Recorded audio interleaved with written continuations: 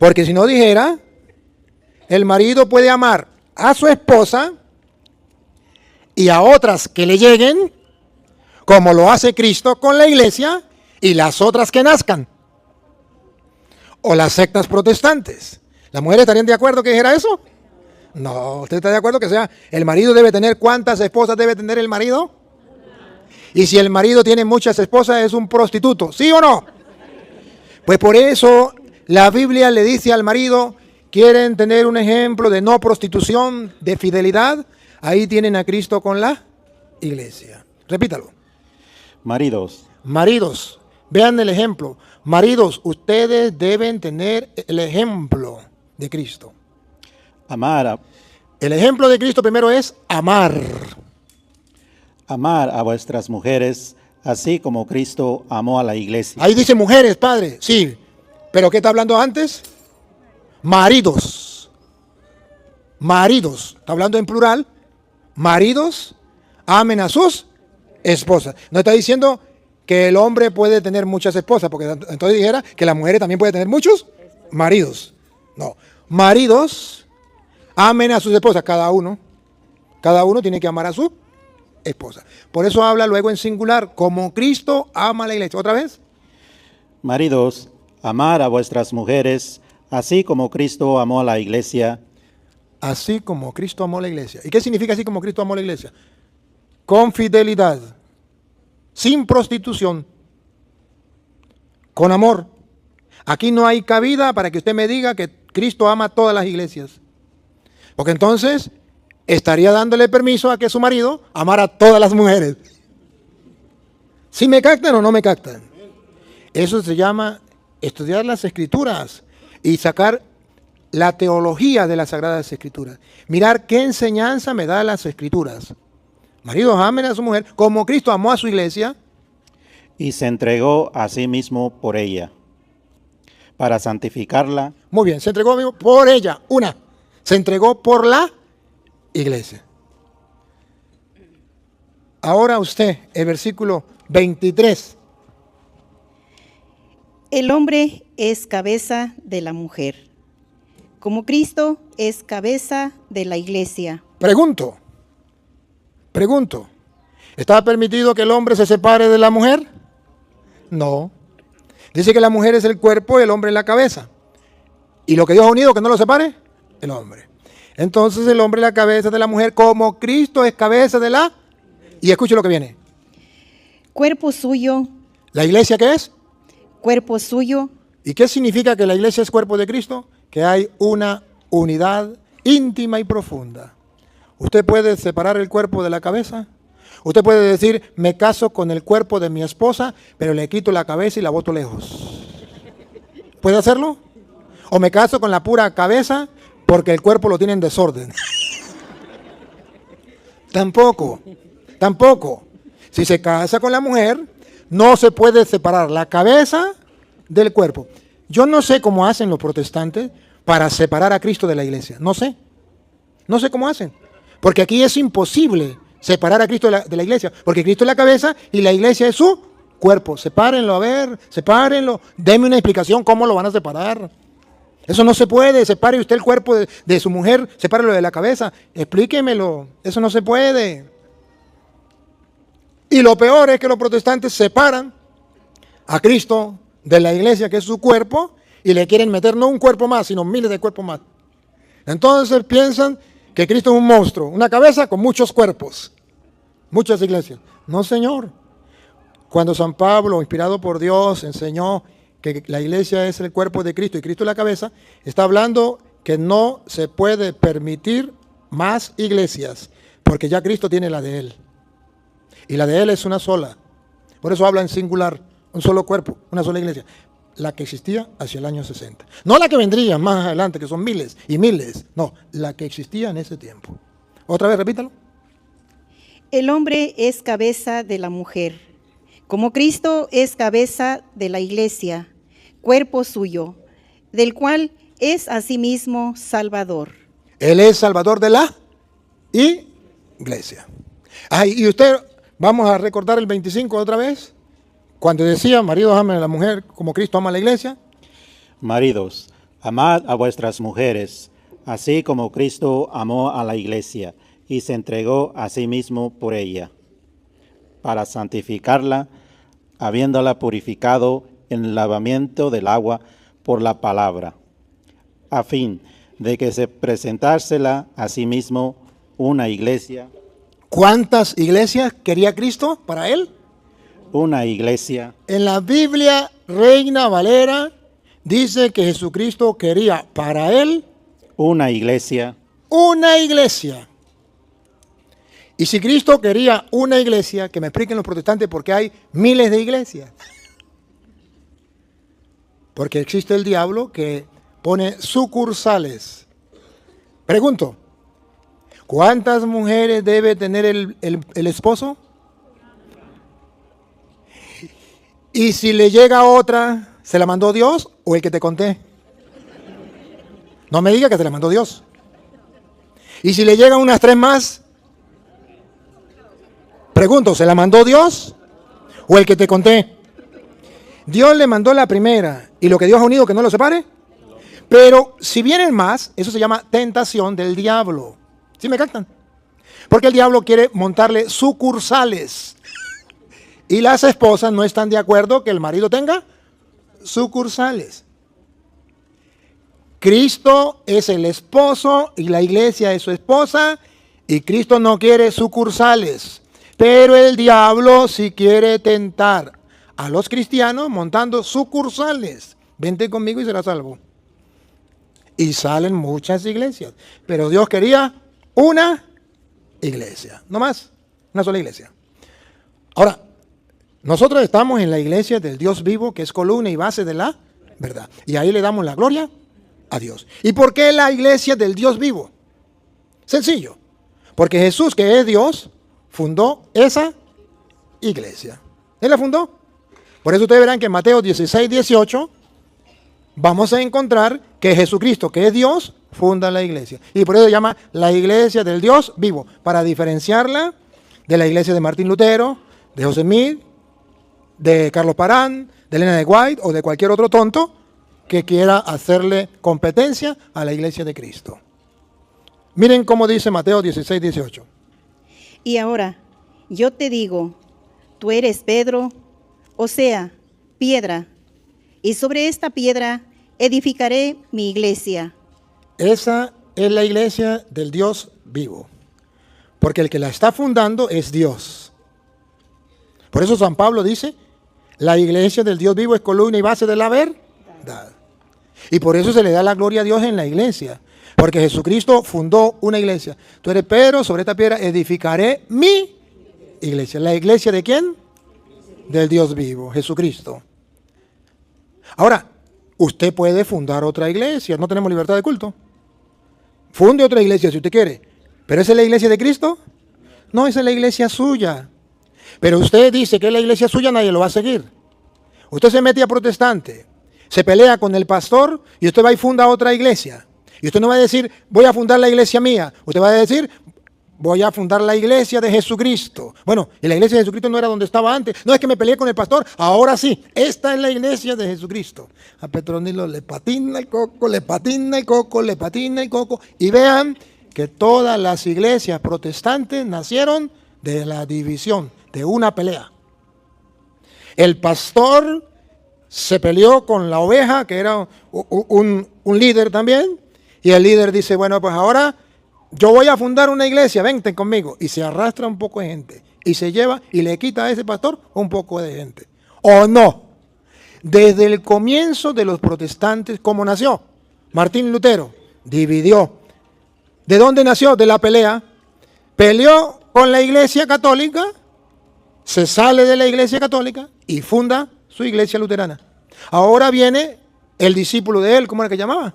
Yo no estaba con eso, ¿cómo que llamaba este? Calvino y Zwinglio después. Bueno, y entonces viene Calvino, se pelea con Martín Lutero y nace otra iglesia, fruto de la pelea, de la división, de Satanás. Y viene Zwinglio y se pelea y funda otra iglesia. Y así ustedes se dan cuenta que todas las sectas protestantes, llevémoslo a la actualidad, las que van a nacer, ¿de dónde van a nacer? De las peleas que tengan los fieles con los pastores. Y se salen y funda otra iglesia. Y así se va ramificando. Los protestantes van extendiéndose por todos lados. Y lo peor es que ninguno tiene los pantalones en el puesto para decir, esta es la iglesia mía de yo. Todos dicen, esta es la iglesia de Jesucristo. ¿La de Jesucristo? La de Jesucristo la fundó él mismo en persona. ¿Está escrito o no está escrito? Mateo 16, 18. Tú eres Pedro, sobre esta piedra, yo mismo, el Dios viviente, el Dios vivo, yo mismo edificaré en mí.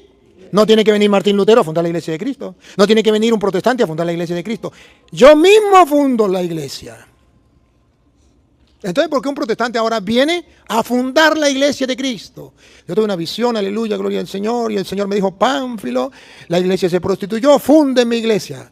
Deme el capítulo y el versículo. Yo quiero, no es que son bíblicos, mátenme, a mí, tápenme la boca, no con insultos, tápenme la boca con capítulo y versículo, donde diga que Jesucristo va a mandar a alguien a fundar su iglesia. Porque aquí dice que Él mismo en persona funda su iglesia. Tú eres Pedro, sobre esta piedra. ¿Qué significa piedra? Sobre esta piedra edificaré en mí. Él mismo la funda. No hay promesa de que Él la va a fundar en otra persona, va a fundar la iglesia de Cristo. No, Señor. Él mismo la funda. De modo que si Él mismo la fundó, cuando Pablo viene y dice, la iglesia del Dios vivo es columna y base de la verdad, está hablando de la única iglesia que fundó Jesucristo, que ya llevaba 30 años. ¿Sí me captan o no me captan? ¿Por qué creer a las mentiras de los protestantes? ¿Es que no son capaces de descubrir cuán mentirosos son? ¿No se da cuenta que la Biblia lo dice? Y la Biblia presenta con exactitud. Hay capítulos y versículos donde muestra que ya Cristo fundó su iglesia. No tiene por qué venir un protestante a fundar la iglesia de Cristo. Y el que lo haga, le patina el coco. Está loco de remate. Ustedes y yo, hermanos, tenemos la dicha de estar en la única iglesia que fundó el Dios vivo, Jesucristo. Y no solamente la dicha de estar en la iglesia de Jesucristo, sino vean algo. A mí me dice mucho, yo no sé si a usted no le dice nada. El versículo 19 dice, ahí mismo, el 19. Y yo te daré las llaves del reino de los cielos. ¿A quién le está dando la llave del reino de los cielos? A Pedro. Y yo, el que está fundando la iglesia, en la persona de Pedro, le está entregando a Pedro, no como el protestante dice, que se está entregando él mismo las llaves a él mismo. No, otra vez. Yo te daré las llaves del reino de los cielos. Dios le da a Pedro las llaves del reino de los cielos. ¿No les dice nada a ustedes? Teológicamente significa que hay una manera para entrar al cielo, que Dios mismo estableció, porque así lo quiso, una manera para que usted entre al cielo. Funda una iglesia, pone un cabecilla en la iglesia y le entrega figurativamente, pero hay una razón teológica, le entrega las llaves del reino de los cielos. ¿Y qué significa? Todo aquel que quiera entrar al reino de los cielos tiene que meterse en la iglesia del Dios vivo, columna y base de la verdad, porque allí es donde se le da la gloria a Dios por los siglos de los siglos y por todas las generaciones. Amén. Entonces, la única iglesia que tiene las llaves del reino de los cielos es la iglesia católica. Para que le duela a los protestantes.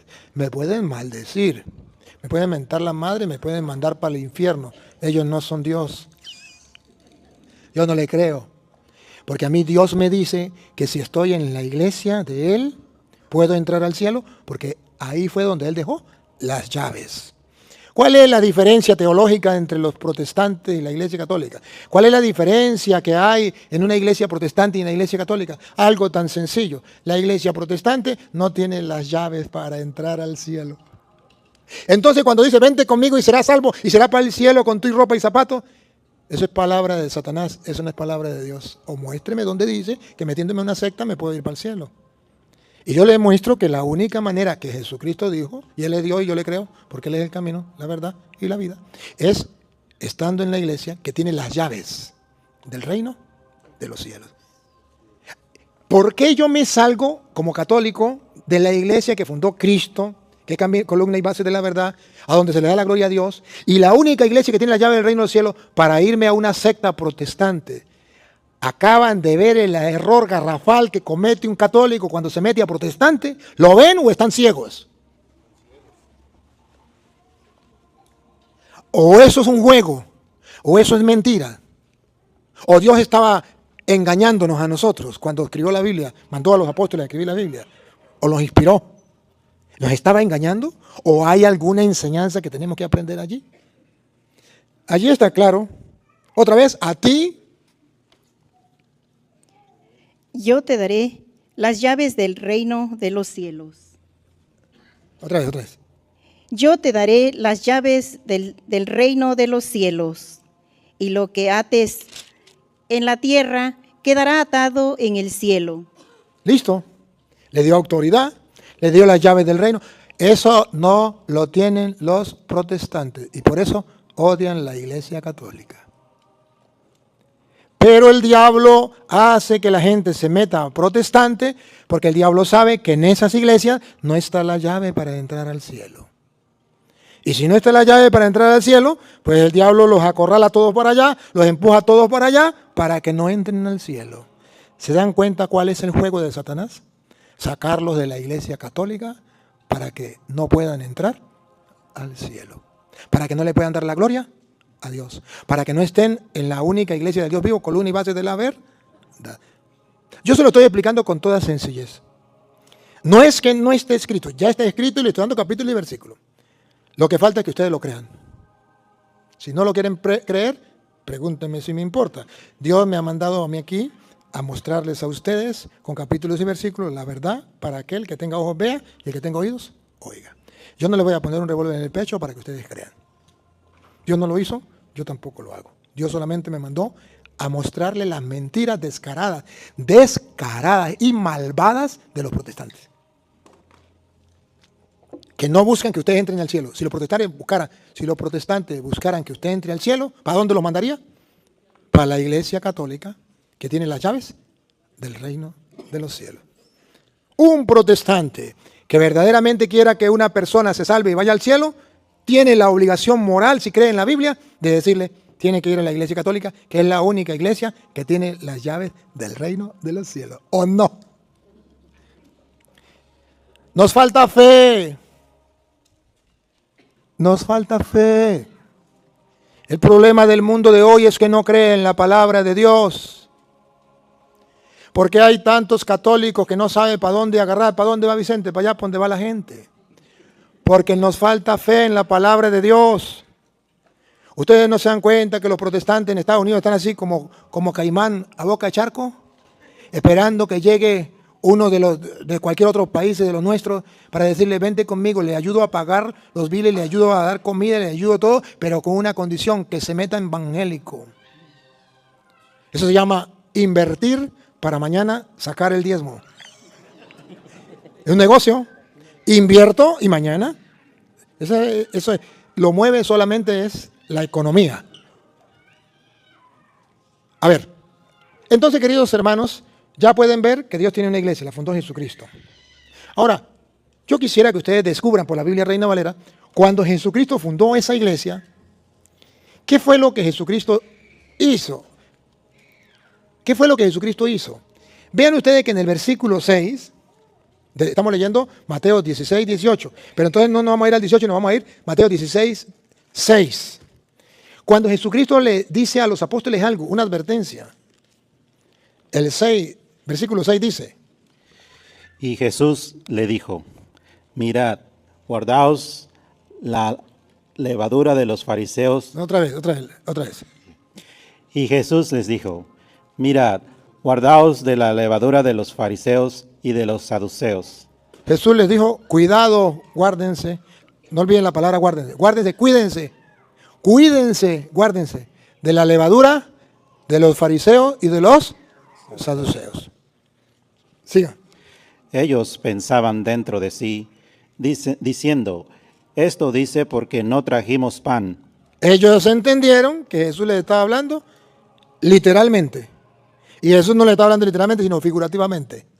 No era literalmente. Ellos dijeron, ay, porque no trajimos harina para hacer pan. Esto dice porque no trajimos pan. Y entendiéndolo, Jesús les dijo, ¿por qué pensáis dentro de vosotros, hombres de poca fe, que no tenéis pan? ¿No tenéis aún ni os acordáis de los 5 panes entre 5,000 hombres y cuántas cestas recogisteis? Ni de los 7 panes entre 4,000 y 40 canastas recogisteis. ¿Cómo es que no entendéis que no fue por el pan que os dije que os guardáis de la levadura de los fariseos y de los saduceos? Entonces Jesús le dijo, cuídense de la levadura de los fariseos y los saduceos. Y ellos pensaban que era del pan. Pero ahora Jesús le está explicando que no es del pan. Si no es del pan, entonces ¿de qué se tienen que cuidar? Vamos a ver. Entonces entendieron, y esto es lo que yo quiero que ustedes entiendan, que Jesús nos dice, cuídense de la levadura de los escribas y los fariseos. Entonces entendieron que no les había dicho que se guardasen de la levadura del pan, sino de la doctrina de los fariseos y de los saduceos. Ya. Jesús les estaba diciendo era que había otras doctrinas de los fariseos, de los saduceos. ¿Qué eran los fariseos y los saduceos? Eran sectas. Sectas de la religión judía. La secta de los fariseos, la secta de los saduceos. Y eso le dice, cuídense de la levadura, que son la doctrina. Entonces, cuando Jesús les está hablando que los fariseos tienen una doctrina, los saduceos tienen otra doctrina, Jesús dice, a pesar de que son religión, que una secta de la misma religión, a pesar de que creen en Dios, eso no está bien, esa doctrina está equivocada.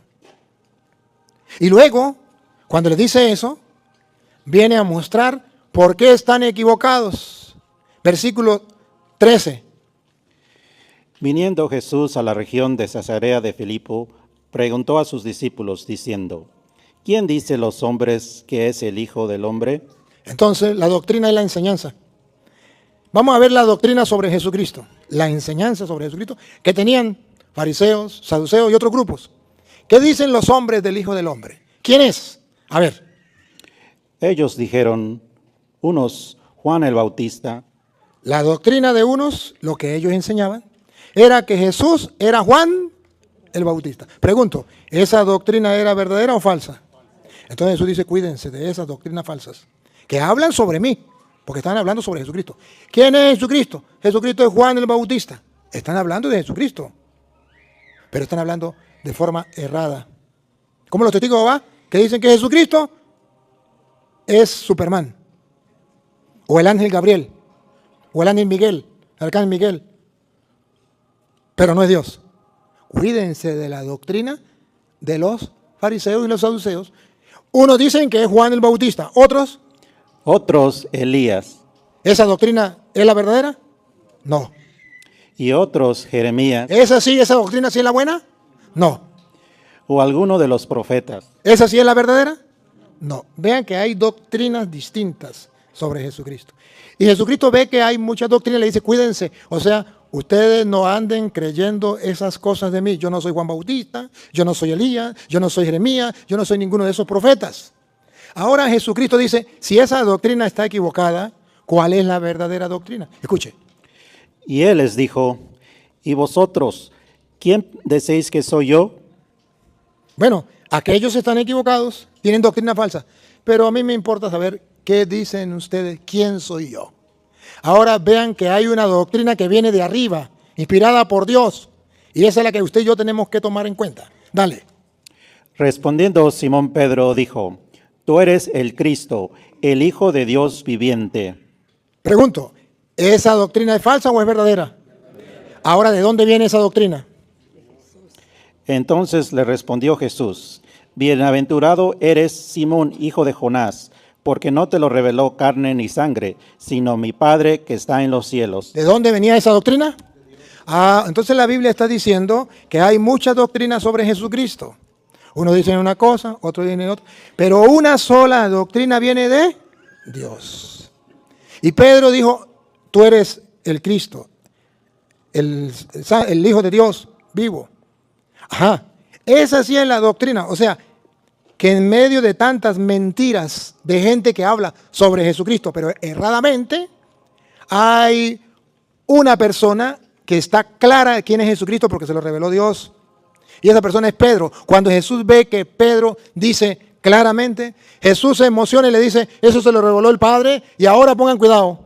Usted me dijo a mí quién soy yo, ahora yo le digo a usted quién es usted. Pongan cuidado. Y yo también te digo, Y yo también te digo, ya usted dijo lo que era yo.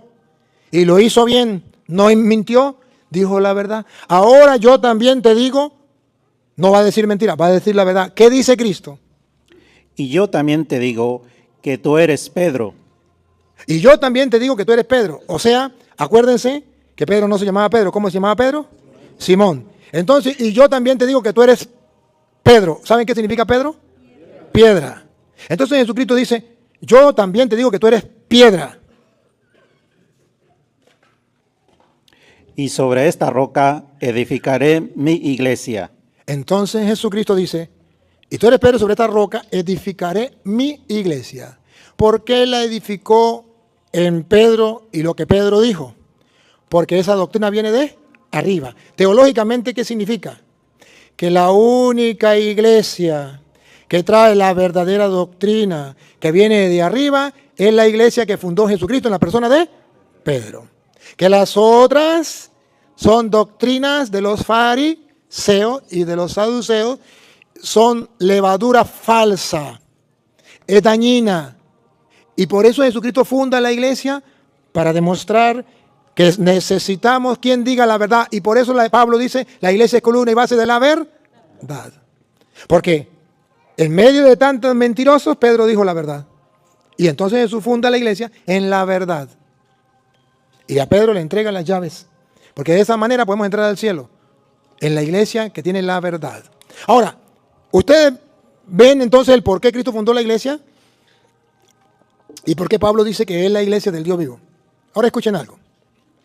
Ya Jesucristo fundó la iglesia. Hacia el año 33 fundó la iglesia. Ahora viene San Pablo hacia el año 50, 60, le decíamos, ¿verdad? No vamos a pelear. Usted ponga la que usted quiera, 50, no peleamos. Y viene San Pablo y dice en la Biblia quién era San Pablo. Y ustedes van a ver que cuando viene San Pablo ya existía la iglesia. Ojo. Y en el tiempo de San Pablo, perseguir a la iglesia del Dios vivo, la que fundó Jesucristo, era un pecado mortal. Era como perseguir al mismo Dios, al mismo Cristo. Y eso era pecado grave y quedó constancia en la Biblia. ¿Cuál era el pecado? Perseguir a la iglesia. Era un pecado. Pero eso, con el paso del tiempo, cambió. Ahora perseguir a la iglesia no es pecado. Ahora más bien los cristianos deben, cristianos entre comillas, deben perseguir a la iglesia para ir al cielo. Qué raro, ¿no? Porque dice la Biblia que a Dios se le da la gloria en la, y la iglesia es columna y base de la, y es la iglesia del Dios vivo. Ahora van a ver ustedes que como era la iglesia de Dios, la querían destruir. Dice Hechos de los Apóstoles, capítulo 8, versículo 1, versículo 3. Vamos a leer dos versículos. Hechos de los Apóstoles. Si quiere lo leemos. Aquí me interesa la Reina Valera. Aquí, niña, si quiere, lee de esta también. La Reina Valera, niña. Porque aquí los protestantes no me van a aceptar la católica.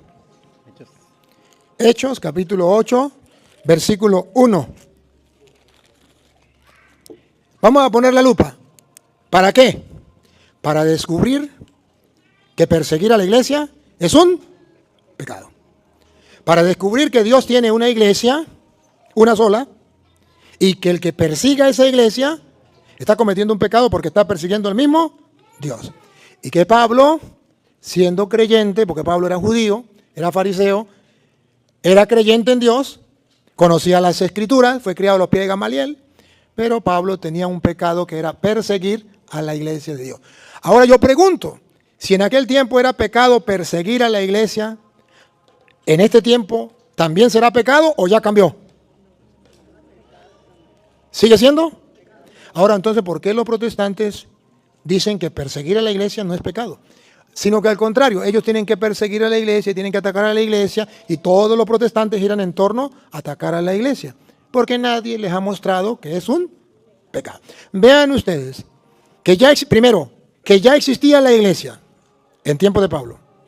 Por tanto, no eran los pentecostales, no eran los adventistas, no eran los testigos de Jehová, no eran mormones, no eran los protestantes. Segundo, que era una sola iglesia, que no eran muchas.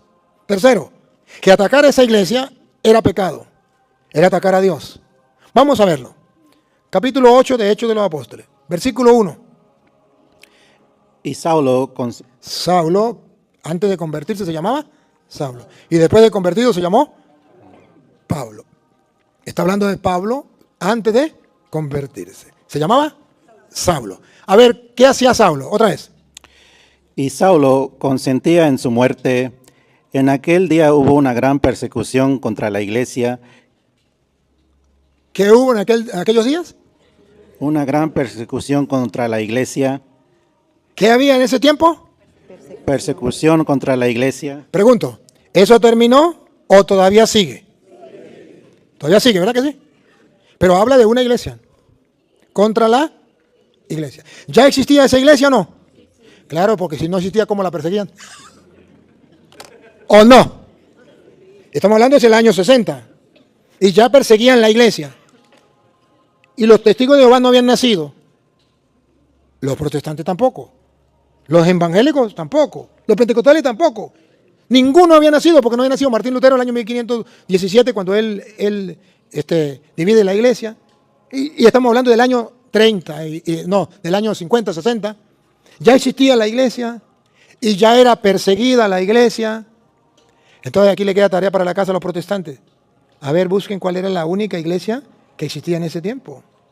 Y si me dicen que eran los evangélicos, dígame cómo llamaba su pastor. ¿Dónde tenían esa iglesia? ¿Por qué no? ¿Cómo se llamaban los integrantes de esa iglesia? A ver, dice que ya Pablo perseguía a la iglesia. El versículo 3. Y Saulo asolaba la iglesia. Y Saulo asolaba a la iglesia, atacaba a la iglesia, perseguía a la iglesia. Capítulo 9, versículo 1. Pero había un hombre llamado Simón que capítulo 9, versículo 1. Saulo, respirando a una amenaza y muerte contra los discípulos del Señor. A ver. Entonces, ¿quiénes eran los que estaban dentro de la iglesia? ¿Quiénes? Los discípulos del Señor. O sea que los discípulos del Señor no era, yo soy discípulo del Señor, pero yo no pertenezco a ninguna iglesia. No, Señor. Eran discípulos del Señor y pertenecían a una iglesia. A la iglesia que perseguía Pablo. Porque hoy día está moderno. Yo soy cristiano, pero yo no pertenezco a ninguna iglesia. Yo soy creyente, yo no pertenezco a ninguna iglesia. Yo solamente soy discípulo del Señor. Yo solamente soy cristiano. Ya va un momentico. Los discípulos del Señor, los cristianos, estaban todos metidos en una sola iglesia. En una sola iglesia.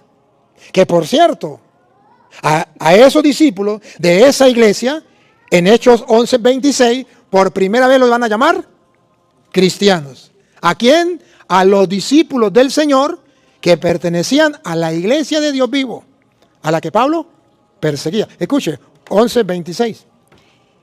Y se congregaron ahí todo un año con la iglesia y enseñaron a mucha gente y a los discípulos. ¿Qué le dije yo?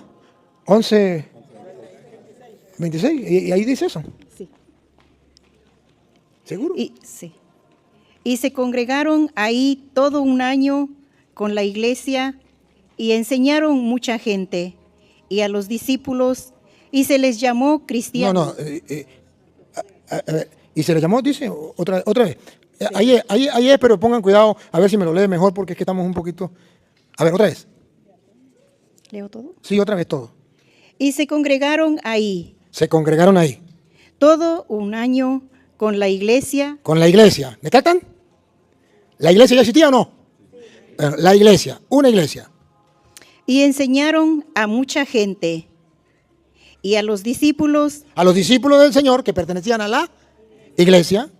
se les llamó cristianos por primera vez. ¡Ah! ¿Fuera de la iglesia o dentro de la iglesia?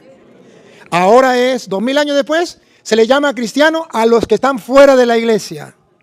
Hasta ustedes mismos dicen, es que mi tía era católica y se metió a cristiana. A Petronilo le patina y coco, le patina y coco, le patina. No hay una parte en la Biblia que diga que el que se salga de la iglesia pasa a ser cristiano. Dice que los discípulos de Cristo que pertenecían a la iglesia, que por cierto Pablo perseguía y asolaba, a esos fue que llamaron cristianos, a los discípulos de Cristo que pertenecían a la iglesia que fundó Cristo. A eso es que se le llaman cristianos. Los protestantes escuchan cantar el gallo y no saben dónde. Entonces dicen, nosotros somos cristianos, pero nosotros no pertenecemos a ninguna iglesia. Nosotros somos de los cristianos de Hechos 11, 26, donde por primera vez se le llamó cristianos. Sí, pero ¿a quién? A los discípulos de Cristo. ¿Cuáles? Los que pertenecían a la única iglesia que fundó Cristo, que por cierto Pablo asolaba. ¿Me están captando la idea o no? Entonces hoy los modernos dicen, yo soy cristiano evangélico, pero yo no pertenezco a ninguna iglesia. Porque Cristo no fundó ninguna iglesia. Y agarra nomás Hechos 11, 26 y 27 para decir, yo soy cristiano de Hechos de los Apóstoles 11, 26 y 27. Donde por primera vez se le llamaron cristianos. ¿Sí? ¿Pero a quiénes? A los discípulos. Exacto. ¿Y dónde estaban? Vamos a ver otra vez de nuevo dónde estaban. Hechos 8, 1. De nuevo, permítanme, porque se le llamó cristiano a los discípulos por primera vez. 9.1 primero, 9.1. Saulo, respirando a una amenaza y muerte contra los discípulos Contra los discípulos del Señor, del Señor. Un poquito más para atrás, 8, 3. ¿Los discípulos del Señor estaban a la deriva o estaban en la iglesia? y Saulo asolaba la iglesia, Asolaba la iglesia. Versículo 1. y Saulo consentía en su muerte. En aquel día hubo una gran persecución contra la iglesia que estaba en Jerusalén. Entonces observen cómo los discípulos que se le llamaron cristianos pertenecían a una iglesia. Y Pablo asolaba esa iglesia. ¿Sí van captando o no lo van captando? Entonces esos cristianos que están fuera de la iglesia no son verdaderos discípulos de Cristo y no son verdaderos cristianos. Ahora versículo 9.1, ¿verdad? Que Pablo perseguía a los discípulos. Otra vez. Saulo, respirando a una amenaza y muerte contra los discípulos Contra los discípulos del Señor, que estaban en la iglesia. ¿Qué pasó? Versículo 3. Véanlo. Vean el versículo 3 del capítulo 9. No, el 4, del capítulo 9. El versículo 4. Escuchen. y cayendo en tierra, oyó una voz que le decía: Saulo, Saulo, ¿por qué me persigues? Ya va. ¿Qué decía el versículo 1, 9.1? Otra vez. Saulo, respirando aún amenazas y muerte contra los discípulos del Señor, ¿A quién perseguía Saulo? ¿A Jesús? No. A los discípulos del Señor. Capítulo 8, versículo 3. ¿Y estaban libres por ahí o estaban en la iglesia? y Saulo asolaba la iglesia, ¡Ah! No eran discípulos por ahí que no tenían iglesia. Ya estaban dentro de la iglesia. Y Pablo perseguía a la iglesia, que eran los discípulos del Señor que pertenecían a la iglesia. Y sale Jesús y le dice otra vez el versículo 4 del capítulo 9. y cayendo en tierra oyó una voz que le decía: Saulo, Saulo, ¿por qué me persigues? En ese tiempo era pecado perseguir a la iglesia del Dios vivo. Perseguir a los discípulos de Cristo que pertenecían a una iglesia, que ya existía esa iglesia. Y era pecado. Saulo, Saulo, ¿por qué me persigue? Pero Saulo no se da cuenta que era un pecado y que estaba persiguiendo a Dios. Ponga cuidado. Él le dijo: ¿Quién eres, Señor? Y él le dijo: Yo soy Jesús, a quien tú persigues. Ahora comprendemos por qué Pablo dijo que Cristo era la cabeza y la iglesia era su cuerpo. Porque al perseguir el cuerpo, está persiguiendo también a la cabeza. La iglesia es el cuerpo. Pablo perseguía a la iglesia, al cuerpo de Cristo. Y él pensaba que lo estaba haciendo bien, que no era malo. Pero entonces aparece la cabeza, Cristo, y le dice, Saulo, Saulo, ¿por qué me persigues? ¿Y quién eres el Señor? Yo soy Jesús a quien tú persigues. Entonces Pablo lo descubre que perseguir al cuerpo, que es la iglesia, se está persiguiendo a la cabeza, porque el cuerpo y la cabeza están íntimamente unidos. Perseguir a la iglesia es perseguir a Cristo. Y por tanto, es un pecado mortal. ¿Sí lo captan o no? Pero es un pecado solamente para aquel tiempo o también para nuestro tiempo. Si está en la Biblia, es para demostrar que el que esté en contra de la iglesia está en contra de Cristo. Y que es un pecado mortal, es un pecado grave. Por eso el mismo Pablo lo va a decir. Allá en 1 Corintios, capítulo 15, versículo 8. Pablo va a decir, y usted me busca a ver cómo dice, cómo dice Gálatas 1:13. Pablo va a decir que él cometió un gran pecado. ¿Y cuál fue el pecado? Perseguir a la iglesia de Cristo, que es el cuerpo de Cristo. Es un pecado. ¿Por qué los protestantes no se dan cuenta que eso es pecado? ¿Por qué más bien ellos dicen que van para el cielo con tu ropa cuando atacan a la iglesia? ¿Y por qué los católicos no se dan cuenta que eso es un pecado? ¿Y por qué los católicos dicen que eso es lo mismo ser protestante que ser católico? ¿Por qué lo repiten? Incluso sacerdotes, incluso obispos, lo repiten como loros, pero no saben lo que están diciendo, que Dios los perdone. Porque aquí dice que es un pecado. Saulo, Saulo, ¿por qué me persigue? Ahora Pablo dice en 1 Corintios capítulo 15, versículo 8, ¿qué dice? Y al último de todos, como un abortivo me pareció a mí, porque yo soy el más pequeño de los apóstoles, que no soy digno de ser llamado apóstol. ¿Por qué es un aborto? ¿Por qué es el más pequeño? ¿Por qué es indigno de llamarse apóstol? Escuche el pecado de Pablo. Porque perseguí a la iglesia de Dios. Porque persiguió A la iglesia de Dios. A ver, despacio. Porque persiguió A la iglesia. a la iglesia de Martín Lutero, de Carlos Parán, de José Smith. Esos no existían todavía. Porque persiguió A la iglesia.